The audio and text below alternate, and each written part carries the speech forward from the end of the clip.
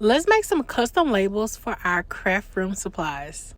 And for this project, we're going to be using our Cricut Pens, and I'm actually going to use my Cricut Joy because I love how they give you specific instructions on making these projects.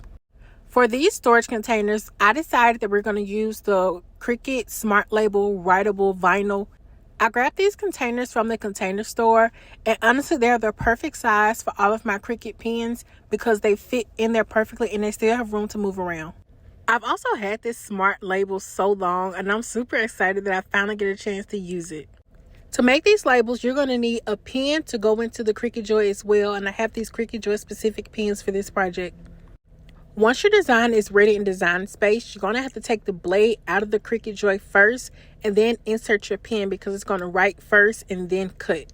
Once your pen is in, you're going to load in your Smart Label vinyl and it's going to feed through. Make sure that it's the appropriate length for what you need for this project. And now all you have to do is just follow the steps on your iPad or your computer for Design Space. As each step completes, your Design Space will tell you what to do next. Since this is the Cricut Joy, you have to do it one by one.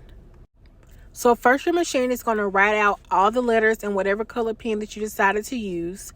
And once your letters are written out, you're going to have to take out the pen and insert the blade so that you can cut around the letters. Once the blade is in, you're going to go back to your iPad and click Go on your Design Space because it's going to continue the process of cutting out the labels. While that's cutting out, make sure you hit the subscribe button and subscribe to my channel because we're going to have so many other cute projects that you can do. Our labels are cut and now we can add them to our storage containers. And just like that, you have made custom labels for any storage container you have. If you try this out, make sure you comment and let me know what you think. And make sure you subscribe for our next project. Bye, y'all.